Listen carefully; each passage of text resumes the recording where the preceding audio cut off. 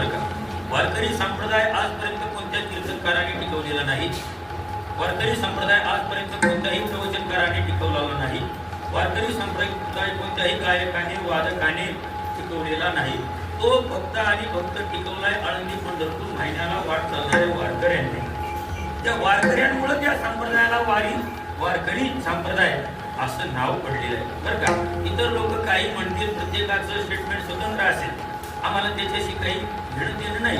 परंतु जो वारकऱ्याचा मूळ गाभा आहे, तत्व आहे, ते जपणारी माणसं समाजामध्ये सध्या थोडी आहेत.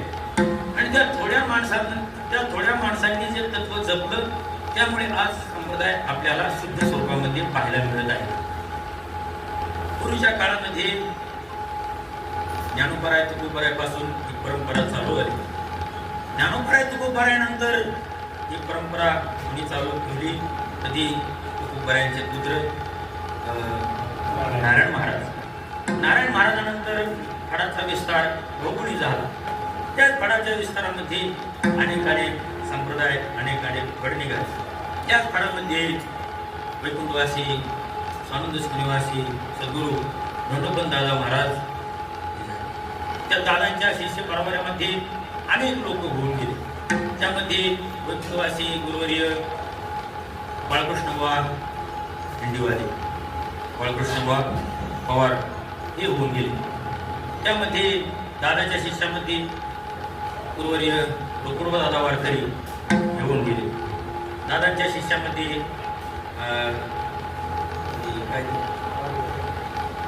कारभारी होते, काशीनाथ बाबा आदी लोक, त्यांच्या शिवणीकर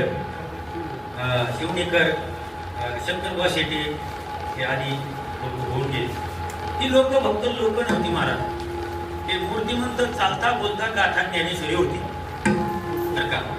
लोक असं म्हणतात, भजन कसं केलं पाहिजे याचं प्रात्यक्षिक जर कोणाला पाहायचं असेल तर या लोकांना पाहून ते पाहायला मिळत होतं. आणि याच मालिकेमध्ये एक नाव गणलं जातं, ते म्हणजे वैकुंठवासी गाण कोकिळ भजन भीष्म श्री गुरु साहेबराव नाना वारकरी. आम्हाला अत्यंत अभिमान वाटतो की आम्ही त्यांच्या हाताखाली काही दिवस काढले. मला अत्यंत अभिमान आहे की आम्ही त्यांच्या पाशी आलेलो. लोकांना असं वाटत असेल की नानांचं राहणीमान एकदम साधा असायचं, पांढरा फेटा, नेहरू शर्ट, धोतर, एकदम साधं राहणी. पण चांगल्याची कोण जेवायची असेल तर नानाच लागायचं.